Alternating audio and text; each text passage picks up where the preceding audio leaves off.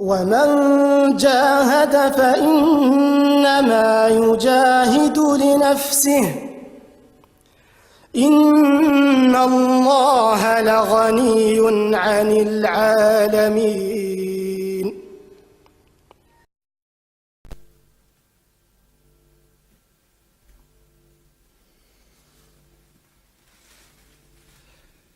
Salam alaikum à tous mes frères et sœurs en islam et bonjour à tous mes frères et sœurs en humanité.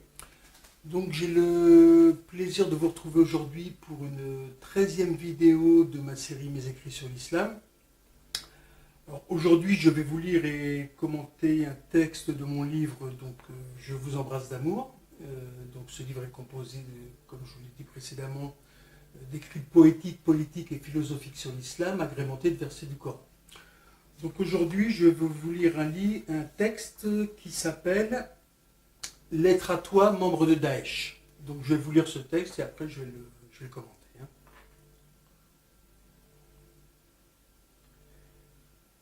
Lettre à toi, membre de Daesh. Salam alaikum, la paix sur toi. Je te dis salam alaikum car tu en as besoin et que tu es musulman si tu as prononcé la shahada avec l'intention dans le cœur. Je me permets de te dire les choses suivantes. Je peux prouver que tu es un égaré, ou un manipulé, ou un manipulateur, et que tu ne pratiques pas l'islam avec Daesh, en te donnant l'exemple suivant. Concernant les services corporels que tu infliges à la population, les coups de fouet pour la fornication ou la lapidation pour adultère, ces mots sont présents dans la Bible et le Coran, mais sont impossibles à mettre en application dans le Coran, car il faut 4 témoins directs, entre parenthèses, ils se cachent sous le lit, point d'interrogation, en cas d'accusation de fornication. Lire Coran Surat An-Nur, la lumière, verset 4.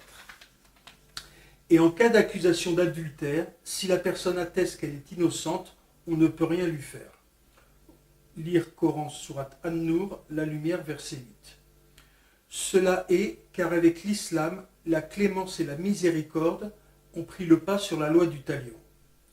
Car Allah a envoyé Jésus, sur lui la paix, qui est le Messie et un verbe venant d'Allah. Lire Coran Surat Al-Imran, la famille d'Imran, verset 45, pour dire « Aimez-vous les uns les autres ».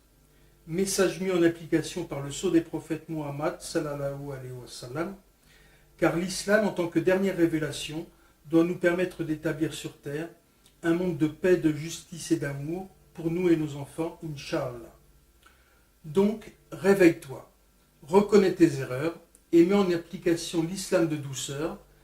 Lire Coran Surat Al-Imran, la famille d'Imran, verset 159, enseigné par le prophète sallallahu alayhi wa sallam. Inch'Allah, le tout miséricordieux, le très miséricordieux. Paix, shalom, salam, pêche à l'homme, à l'âme. Stéphane Amari. Maintenant, je vais vous lire donc le verset que j'ai mis à la suite de ce texte. Ô vous qui avez la foi, mettez-vous tous en paix et ne suivez pas les traces du diable, car il est pour vous un ennemi déclaré. Coran, Surat Al-Baqarah, la vache, verset 208.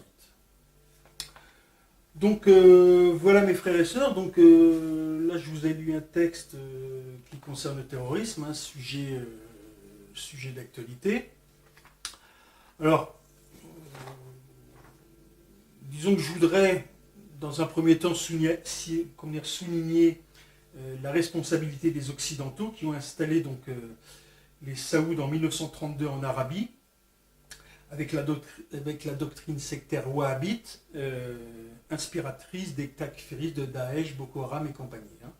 Tout ça, disons, comme je l'ai expliqué dans une vidéo précédente, Lettre au roi Saoud, pour faire main basse sur le pétrole. Donc cette doctrine a été diffusée largement. C'est une doctrine qui pervertit la religion, et qui n'a rien à voir avec l'islam enseigné par le prophète sallallahu alayhi wa sallam, qui est une religion de paix, de justice et d'amour. Alors, tout ça, disons, a été accentué par le conflit israélo-palestinien, puisqu'en 1947, l'État d'Israël a été créé, mais la Palestine n'a pas eu d'État, contrairement à ce qui avait été décidé par l'ONU. Alors, je précise que ces deux événements, la mise en place par les Saouds en 1932 en Arabie, ainsi que la mise en place d'Israël en Palestine, ça a été fait par les Anglais. Hein. Tout ça a été, comment dire, validé par les Américains en 1945, avec comme je l'ai expliqué dans une vidéo précédente, avec le pacte de Quincy, qui assure la mise en... que les Saouds garderont leur trône tant que les Américains auront accès au pétrole. Donc cette doctrine wahhabite diffusée dans le monde entier a fait beaucoup de mal, hein, et a perverti des esprits faibles qui n'ont pas forcément étudié l'islam. Alors, on sait qu'une organisation comme Daesh est plus ou moins pilotée par les sionistes, les Américains, etc., pour déstabiliser les pays musulmans, comme c'était fait par exemple en Syrie. Pour aussi, dans les pays occidentaux, faire peur à la population pour augmenter, disons, le contrôle de la population, la mise en place de militaires, de police, etc., disons, pour fliquer la population, comme on peut le lire dans des romans d'anticipation, comme Le meilleur des mondes, ou 1984 de George Orwell. Alors, concernant les terroristes en eux-mêmes, il y a plusieurs sortes de terroristes. Vous avez donc moi ce que j'appelle les psychopathes, c'est-à-dire les gens qui aiment faire du mal, eux qui ne sont pas croyants, hein, c'est juste pour faire du mal, ils trouvent un prétexte d'adhérer à cette organisation Daesh, Boko Haram et compagnie. Vous avez des gens aussi qui ont un problème psychiatrique, hein, je pense en particulier à ceux qui font des attaques au couteau. C'est des gens qui ne sont pas équilibrés du tout, hein, d'après les retombées qu'on en a. Moi, la troisième catégorie qui m'intéresse, où on peut agir, c'est ceux qui sont manipulés. Hein. Alors, généralement, comme on le voit dans les profils des terroristes, c'est des jeunes, des jeunes délinquants, plus ou moins drogués, qui ont été manipulés. Alors, la manipulation pour retourner un cerveau, c'était très bien expliqué dans un film que je vous conseille de voir, qui s'appelle Désintégration, où un gourou arrive dans une cité et retourne le cerveau à 3 jeunes en mal d'identité. Alors, ça, comme je vous l'ai dit, c'est des gens, ces jeunes-là, comme on l'a vu dans que ce soit pour les attentats du 13 novembre, ou par exemple avec Mohamed Merah, c'est des gens qui n'ont pas de culture religieuse. Pourquoi ? Parce que s'ils avaient étudié l'islam c'est la voie du milieu. Hein. Vous avez, je vous ai donné plusieurs exemples déjà, mais je vais en reparler un peu. Muhammad sallallahu alayhi wa sallam, comme il est dit dans un verset, a été envoyé au monde comme une miséricorde, donc ça veut dire ce que ça veut dire. C'est pour ça que même au temps du prophète sallallahu alayhi wa sallam, il y a eu le pacte de Médine qui garantissait le vivre ensemble entre les juifs, les chrétiens et les musulmans. Et vous avez la promesse de Sainte Catherine que le prophète a établie auprès de moines qui venaient de lui demander son assistance. Et là, le prophète de l'islam, sallallahu alayhi wa sallam, promet la protection des chrétiens par les musulmans jusqu'à la fin des temps. Et le prophète, sallallahu alayhi wa sallam, témoignera contre ceux qui auront trahi ce pacte. Hein. Donc ceux qui font du mal à un chrétien, ils auront affaire directement, en plus d'Allah, au prophète de l'islam, sallallahu alayhi wa sallam. Alors, moi, le conseil que je peux donner aux jeunes, c'est pour ça quand je vois ce gâchis, que ce soit les morts des victimes des terroristes ou la mort des jeunes terroristes eux-mêmes, c'est un gâchis total, puisque c'est des humains, hein, que ce soit l'agresseur ou l'agressé, c'est des humains qui meurent pour rien par une bêtise totale, un manque d'information, un retournement de cerveau. Donc un conseil moi que je peux donner à des jeunes qui s'intéressent à la religion, c'est d'étudier comme le demande Allah dans le Coran.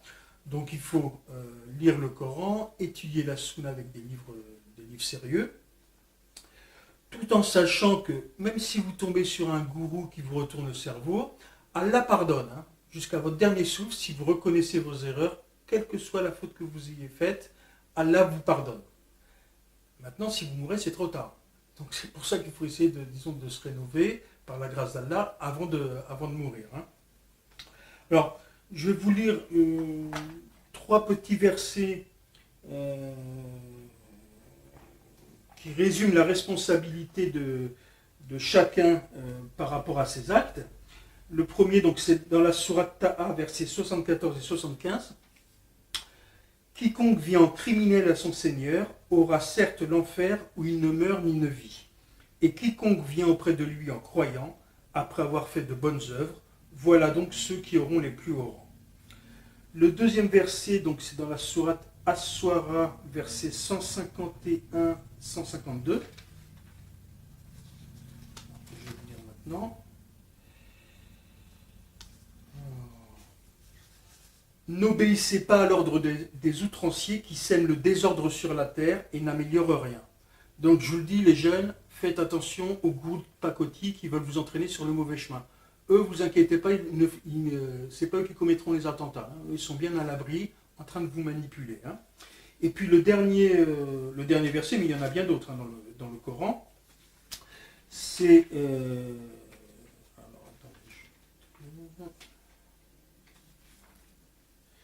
Alors c'est dans la sourate Al-Jathiya, verset 15.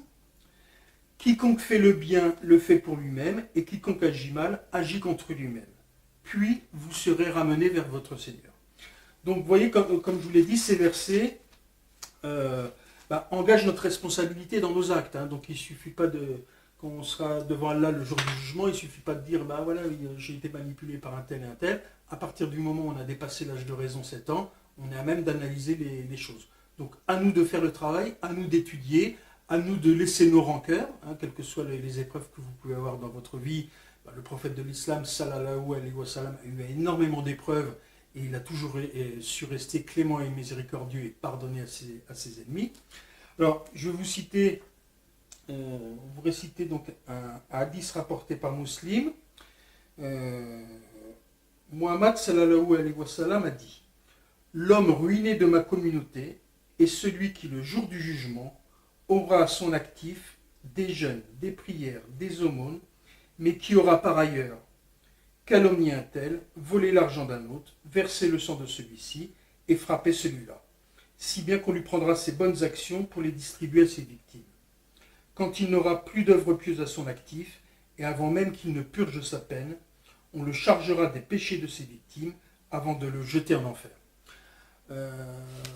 Donc, vous voyez, ceux qui commettent des actes terroristes, en pleine conscience, vous voyez ce qui vous attend. Donc ce n'est pas seulement, je ne vous parle pas des peines de prison sur Terre, là, hein. Je vous parle de ce qui va se passer dans l'au-delà. Hein. Donc à chacun bien sûr de réfléchir. Alors bien sûr tout ça c'est bien triste. Hein. Moi j'habite à Toulouse actuellement et je me rappelle donc il y a quelques années, Mohamed Merah qui avait tué plusieurs personnes. Bien sûr moi j'aurais aimé rencontrer Mohamed Merah pour lui parler de la religion, pour lui expliquer que la religion c'est une religion d'amour, parce que je ne sais pas qui lui a mis cette haine dans son cœur, mais la personne qui lui a mis la haine dans son cœur payera aussi. Hein. Et moi vraiment, ce qui m'a vraiment choqué dans cet épisode, c'est quand il a couru dans l'école juive après la petite fille pour tuer la petite fille. Là vraiment j'ai ressenti une peine immense et j'ai pensé au prophète sallallahu alayhi wa sallam, la douleur qu'il a dû ressentir et les larmes qu'il a dû verser. Parce que le prophète aimait par-dessus tout, en dehors d'Allah bien sûr et de ses compagnons, aimait par-dessus tout les enfants. Et il avait d'ailleurs parmi ses amis un petit enfant juif. Hein. Donc moi je m'adresse à vous mes frères et sœurs hein, musulmans. On a une responsabilité envers les jeunes hein, qui peuvent se faire égarer par tel ou tel gourou. Donc à nous de faire attention, à nous de les guider sur le droit chemin. Comme le dit la sourate, comme il est dit dans la sourate Ad-Dariyat, verset 55, et rappelle, car le rappel profite aux croyants. Hein. Donc c'est à nous d'enseigner l'islam à nos jeunes, la voie du milieu pour qu'ils ne se fassent pas égarer. Hein. Donc voilà, moi tout ce que je peux vous dire maintenant, comme vous voyez à chacune de mes vidéos, je mets un tableau de ma composition derrière moi. Alors là, le tableau que je vous présente, ça s'appelle la création. Hein, donc bon, il y a des animaux, il y a la nature, il y a un homme et une femme. Donc c'est vrai qu'on sait que la dunya, c'est un passage hein, pour tout croyant. On sait que ce passage sur terre, ça doit nous servir à préparer l'au-delà. d'accéder au paradis, Inch'Allah. Pour ça, nous devons œuvrer de la meilleure des manières. Mais vraiment, comment dire, sur Terre, Allah nous a donné avec la planète Terre, il nous a tout donné. Il nous a donné des femmes, des enfants, la nature, une belle planète, etc. Donc il faut qu'on fasse tout pour vivre en harmonie. Alors je voudrais simplement vous lire un dernier verset donc, dans la sourate Ar-Rum, verset 22.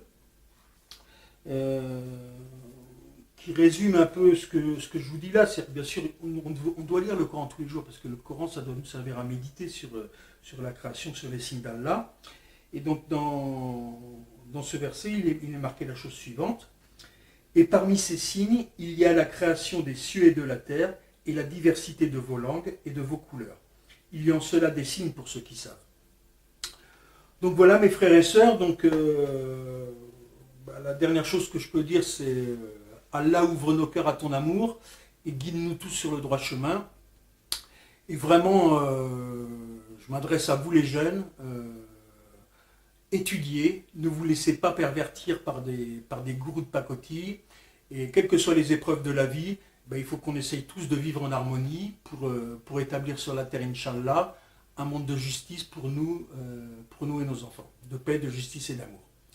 Voilà, donc je vous dis salam alaikum à tous mes frères et sœurs en islam et belle soirée à tous mes frères et sœurs en humanité. Alors, je reviendrai dans une prochaine vidéo parce que je m'intéresse beaucoup aux jeunes. Donc, je ferai une prochaine vidéo, peut-être pas la prochaine, mais celle d'après, qui s'appellera « Mes conseils aux jeunes et moins jeunes qui veulent découvrir l'islam », où je vous donnerai justement des conseils de lecture pour bien apprendre la religion. Voilà. Donc, salam alaikum à tous. Et j'ai bien sûr donné des conseils dans cette vidéo, mais bien sûr, Allah est le plus savant.